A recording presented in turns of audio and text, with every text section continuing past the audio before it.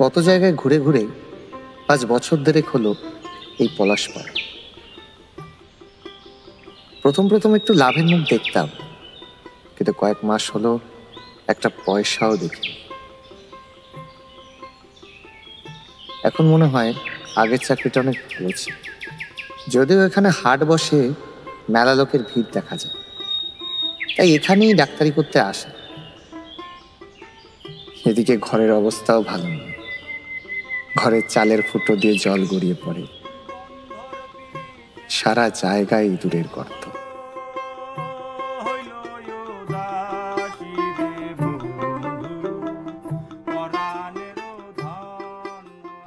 এমনিতেই আমাকে দেখার জন্য কোনো লোক রাখিনি, নিজে নিজেই ভাত রাঁধি। চাতক প্রাণ অহয় নিশি,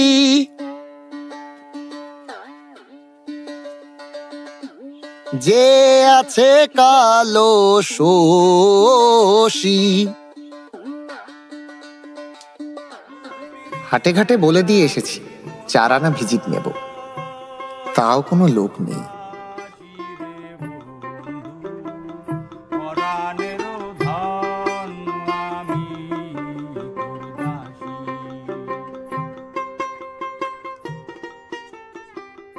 বাবু, বাবু। আরে মুজিব, বল। আপনার জন্য এই যে চাল ডাল শাকসবজি সব নিয়ে আইলাম, এতে আপনার 1 মাস দিব্যি চলে যাবে। আরে এসবের আবার কি দরকার ছিল মুজিব? আরে না বাবু, রাখেন রাখেন। আচ্ছা ঠিক আছে। ঠিক আছে বাবু, আইলাম তাহলে। বসবি না? না বাবু, আজ না, থাক। আচ্ছা ঠিক আছে।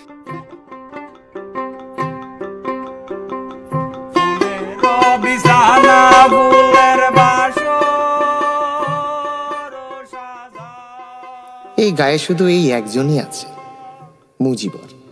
লোকটা বেশ ভালো, আপনা থেকে চাল ডাল দিয়ে যায়। এই তো কদিন আগে গোয়ালপাড়ায় মুজিবরের জন্য একটা রুগী পেয়েছিলাম, কিন্তু ওই যে অবিনাশ সাকরা কবিরাজের জন্য, সেটাও হাতছাড়া হয়ে গেল।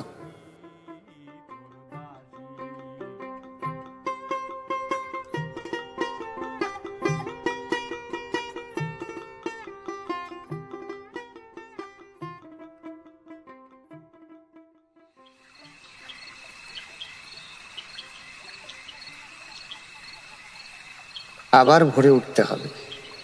আসলে কেউ যাতে না দেখে সেই ভয়ে ভোরে উঠে নদীর ধার থেকে কিছু শাক পাতা তুলে নিয়ে আসি।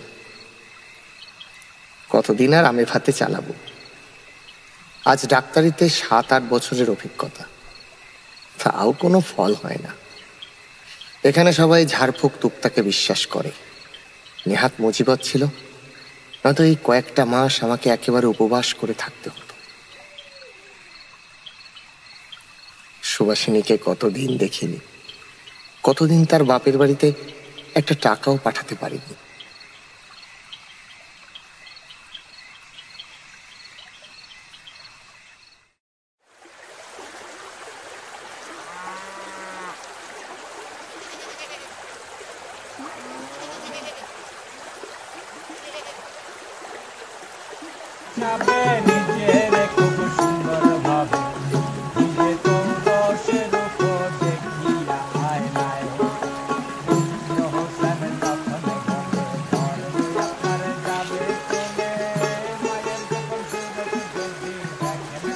মাছ নেবেন? মাছ রুই আছে, বাটা আছে, কাতলা আছে।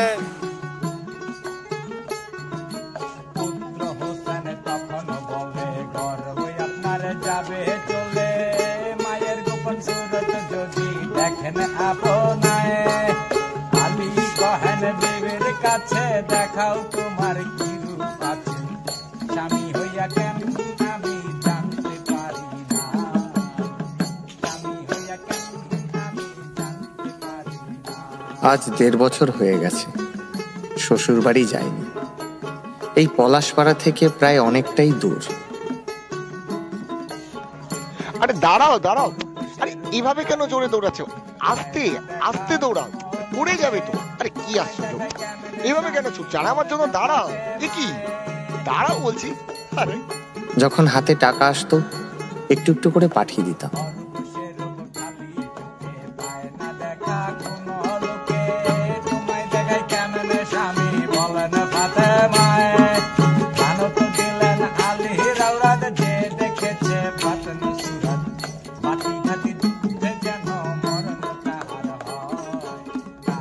কিন্তু এখন তো আর কিছুই পাঠাতে পারি না।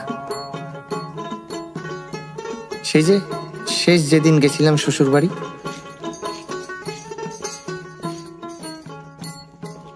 আলী কহে সহকারে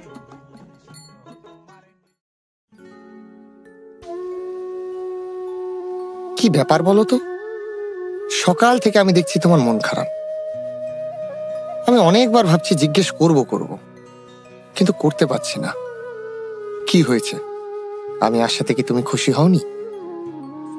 আমার এই লক্ষ্মী বউটার অভিমানের কারণটা কি আমি একটু জানতে পারি? শোনো, তুমি না আমারে আর এখানে বেশি দিন ফেলায় রাখো না। আমার এখানে আর একদম ভালো লাগে না। তুমি যেখানেই যাও আমার সাথে করে নিয়ে যাইও। আচ্ছা বাবা, সে না হয় হবে, কিন্তু তুমি আমাকে আগে একটা কথা বলো তো, তুমি খোকাকে নিয়ে ওই অজপাড়াগায় থাকতে পারবে এই শহর বিবই ছেড়ে?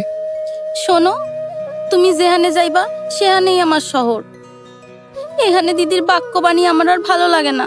মাঝে মাঝে মন চায় হয় ওই গাঙ্গে ডুববা মুড়ি, নাই গলায় ফাঁসি দিই। ও কথা কইও না। ভর সন্ধ্যাবেলায় কেউ মরার কথা বলে?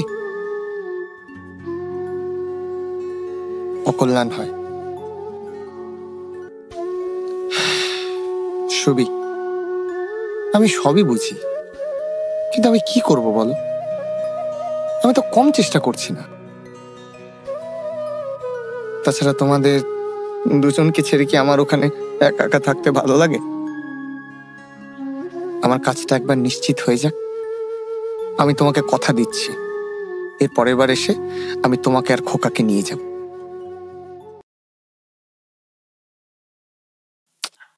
এখন অভিমান করে থাকবে? বললাম তো নিয়ে যাব।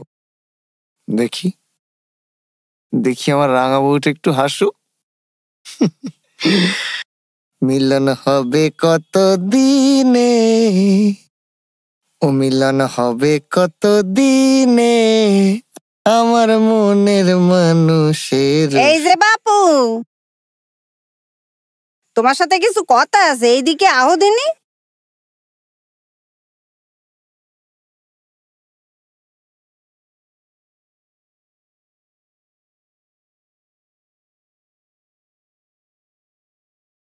হ্যাঁ মা, বলুন।